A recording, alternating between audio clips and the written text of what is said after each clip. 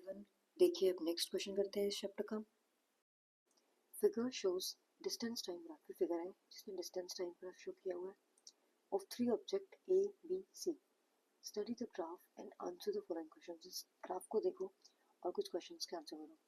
Which of the three is travelling the fastest? इनमें से सबसे फास्टेस्ट कौन से ट्रैवल कर रहा है? देखो ए जो है वो इधर है, इधर तक ट्रेवल किया है, बी ने इधर तक एंड सी ने इधर तक। तीनों ने लगभग तीनों जो है वो 12 किलोमीटर के आसपास है। तीनों 12 किलोमीटर तक की डिस्टेंस ट्रेवल किया है। ए ने 12 किलोमीटर जो है वो 1.6 से इतना ज़्यादा किया है। सी ने इतने टाइम में, थोड़े कम टाइम में ट्रैवल कर लिया 12 किलोमीटर। एंड बी ने और भी कम टाइम में ट्रैवल किया, मतलब फास्टेस्ट बी हुआ क्योंकि बी ने सबसे कम टाइम में 12 किलोमीटर ट्रैवल कर लिया। बी ने सबसे कम टाइम में 12 किलोमीटर ट्रैवल करा। तो ए का answer which of the three is travelling the fastest कौन किसने ट्रैवल किया? बी ने फास्टेस्ट ट्रैवल किया। नेक्स्ट क्वेश्चन देखते हैं कि are all three ever at the same point on the road? क्या ये तीनों ही रोड पे सेम पॉइंट पे हो सकते हैं? सेम पॉइंट पे कब होंगे? जब अगर ए का ग्राफ ये है, बी का ग्राफ ये है, दोनों इंटरसेक्ट हो गए, यानी कि ये इस टाइम पे सेम पॉइंट पे है ना। अगर ये पोजीशन टाइम ग्राफ है तो ये इस टाइम पर दोनों ही एक ही पॉइंट पर है, एक ही जगह पर है। तो क्या तीनों ऐसा पॉसिबल है? देखो इधर है, इधर बी एंड सी, बी और सी सेम पोजीशन पे है। इधर बी और ए सेम पोजीशन पे है। इधर सी और ए सेम पोजीशन पे है। तीनों कभी भी सेम पोजीशन पर नहीं है। तो बी का no. Are all three ever at the same point on the road? तीनों ही सेम पॉइंट पे हैं? कभी नहीं है। Second question, how far has C travel when B passes A? जब बी ने ए को पास किया, बी ने ए को क्रॉस किया इस टाइम पे सी कितना चल चुका था?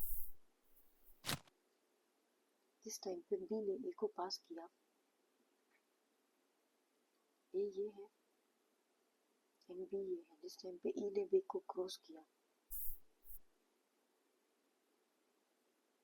Sorry, how far C travel when B passes A? हाँ, जब बी ने ए को पास किया उस टाइम पे, इस टाइम पे सी कितना ट्रेवल कर चुका था? सी इतनी डिस्टेंस ट्रेवल कर चुका था।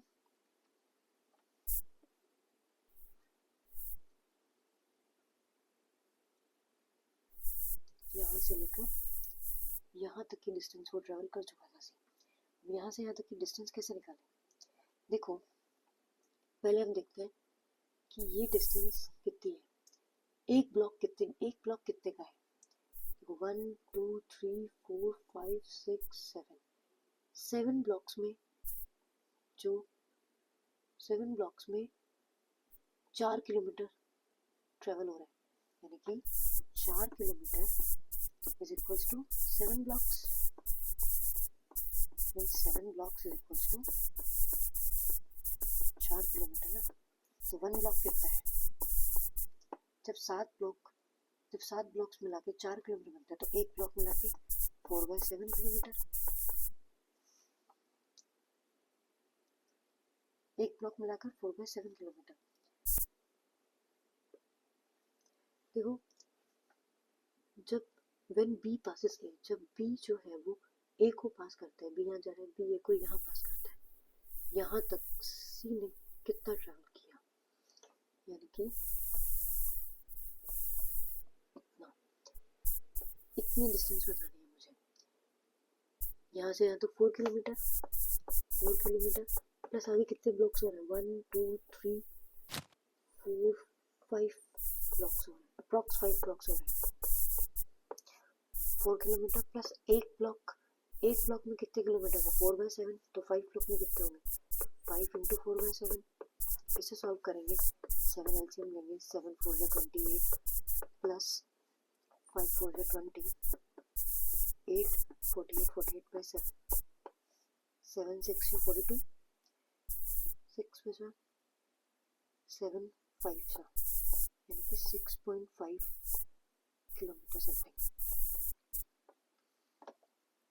6.5 किलोमीटर सी ने ट्रैवल किया। सी ने 6.5 किलोमीटर ट्रैवल किया जब बी ए को क्रॉस करता है उस टाइम पे। ऐसे ही सेम पूछा how far B travelled by the time it passes C, जब बी सी को पास करता है, ये है बी और ये है सी, जब बी सी को पास करता है तो बी ने कितने किलोमीटर तब तक चल चुका होता है, ये है बी, ये जब बी सी को पास करता है इस पॉइंट पे, यहाँ तक बी कितना चल रहा होता है, इतना, यानी कि 4 किलोमीटर ये प्लस 1-2 ब्लॉक्स और, यानी कि 4 किलोमीटर तो था ही प्लस 1-2 ब्लॉक्स और 2 ब्लॉक्स। एक ब्लॉक में 4/7 किलोमीटर चलता है, तो 2 ब्लॉक्स में 2 × 4/7।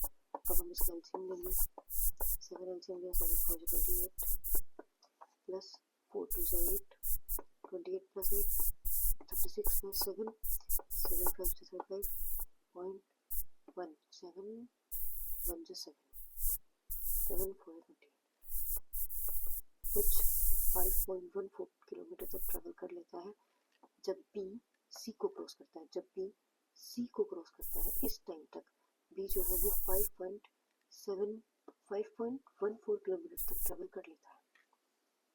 क्लियर है? नेक्स्ट क्वेश्चन देखते हैं। A ball is gently dropped from a height of 20 metre. एक बॉल है जो 20 मीटर की हाइट से ड्रॉप की जाती है, 20 मीटर की हाइट से हमने ड्रॉप कर दी। If its velocity increases uniformly at the rate of 10 metre पर सेकंड स्क्वायर, वेलोसिटी जो है वो इंक्रीज हो रही है 10 मीटर पर सेकंड स्क्वायर की रेट से। अब 10 मीटर पर सेकंड स्क्वायर यहाँ पे हमें क्या दिया गया है, अगर हमें नहीं समझ में आ रहा है तो हम यूनिट से देखेंगे। मीटर पर सेकंड स्क्वायर किसकी यूनिट होती है, एक्सेलरेशन की, मतलब ये हमें एक्सेलरेशन दिया हुआ है, 10 मीटर पर सेकंड स्क्वायर हमें एक्सेलरेशन दिया हुआ है।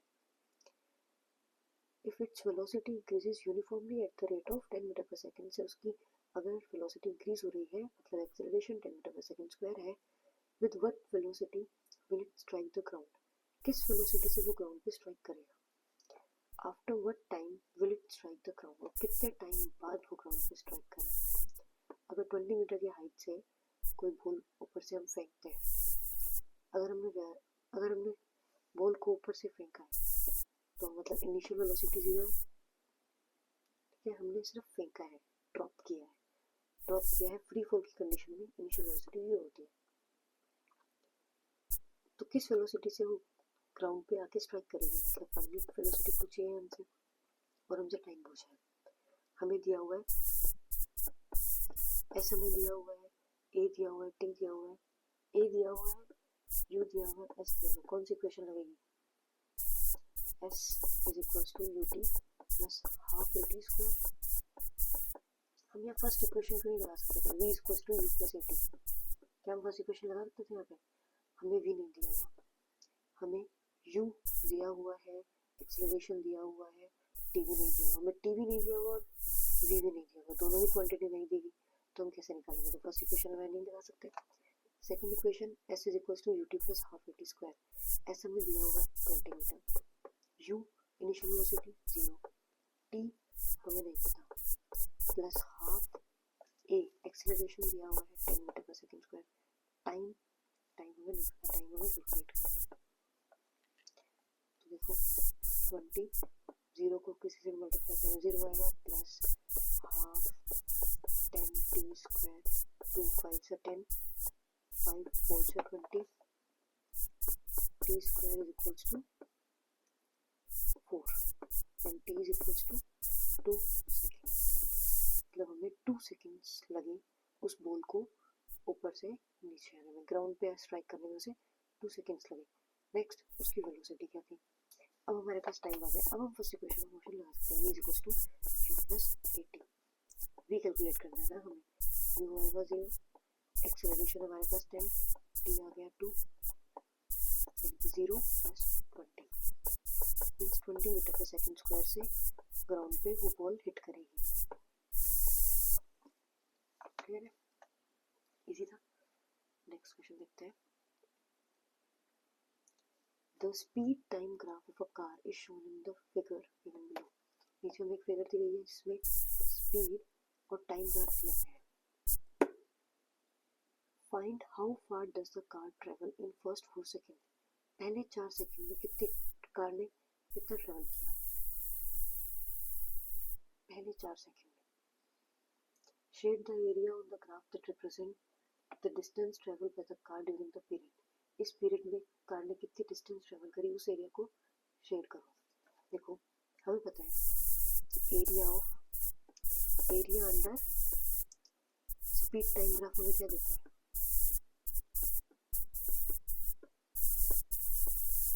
Area under speed time graph हमें क्या देता है, डिस्टेंस ट्रेवल।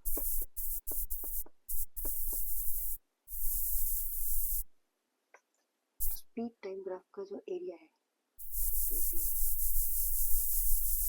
ये एरिया हमें डिस्टेंस देता है। तो ये जो शेड करना, shade the area on the graph that represent the distance travel by the car during the period. इस पीरियड तक उस कार ने कितने डिस्टेंस ट्रेवल करी उस एरिया को शेड करो, ये एरिया है। नेक्स्ट हमसे पूछा find how far does the car travel in first 4 seconds.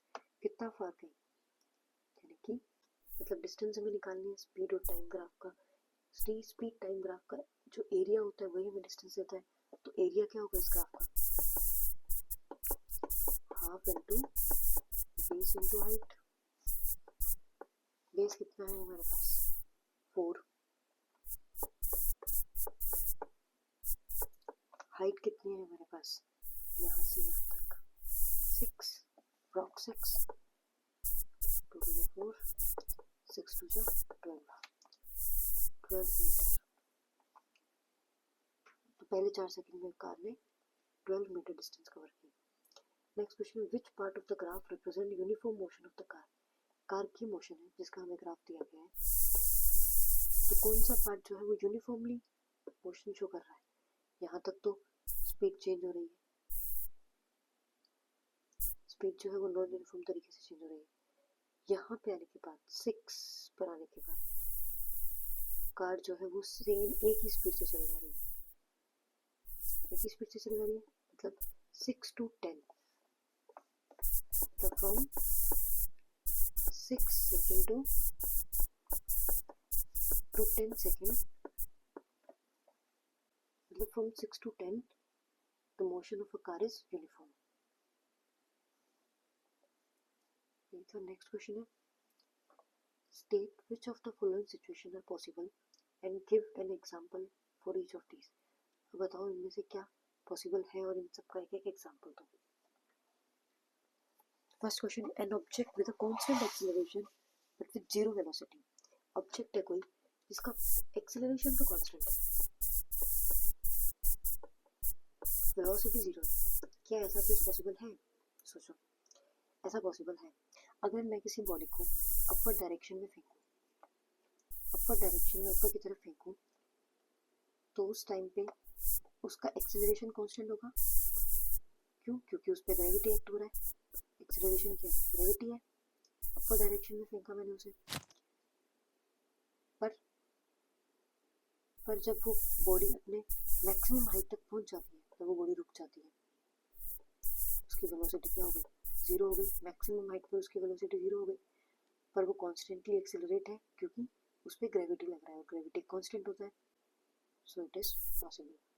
Next question, an object moving in a certain direction with an acceleration. कोई बॉडी जो है वो एक सर्टेन डायरेक्शन में मूव कर रही है, उसका कोई एक्सेलरेशन है in the perpendicular direction, acceleration उसका परपेंडिकुलर डायरेक्शन में। ये कब पॉसिबल है? जब कोई बॉडी जो है वो सर्कुलर पाथ पे मूव कर रही हो, कोई बॉडी जो है वो सर्कुलर पाथ पे मूव कर रही हो, an object moving in a certain direction with acceleration.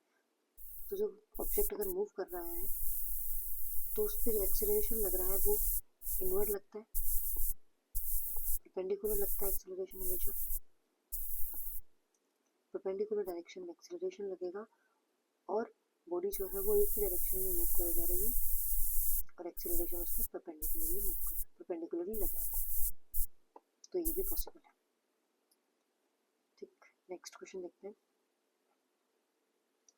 An artificial satellite is moving in a circular orbit of radius. एक artificial satellite है जो कि एक circular orbit में move कर रही है, जिसकी radius हमारे पास है 42,250 किलोमीटर। ये हमारे पास एक सैटेलाइट, ये हमारे पास एक रेडियस है सर्कुलर ऑर्बिट की। इस रेडियस के अराउंड एक सैटेलाइट मूव कर रही है। हमें उसकी कैलकुलेटेड स्पीड, हमें उसकी स्पीड निकालनी है। It will take 24 hours to revolve around the sun. अगर उसको सन के अराउंड रिवॉल्व करने में, मतलब उसको पूरा एक कंप्लीट एक चक्कर लगाने में उसको 24 आवर्स लगते हैं।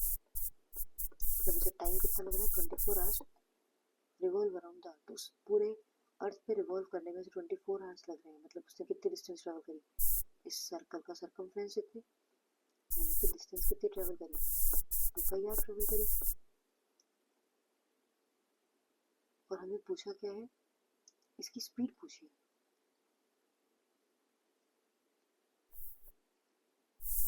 स्पीड पूछी है। हमें डिस्टेंस दिया गया है 2 पाई आर, टाइम दिया गया है, स्पीड पूछी है। इजी, आर की वैल्यू पुट करें यहाँ पे 2 इंटू पाई इंटू आर कितना है? 42,250। स्पीड की वैल्यू क्या होती है? डिस्टेंस अपॉन में टाइम टेकन, डिस्टेंस अपॉन में टाइम टेकन। डिस्टेंस कितना है? 2 into 22/7 into radius 42,250, time 24 hours. इसे सॉल्व करने पे हमारे पास स्पीड आ जाएगी कुछ 11065.46 किलोमीटर पर आवर। सॉल्व कर लेना, सीधा मल्टीप्लाई डिवाइड है, कुछ नहीं।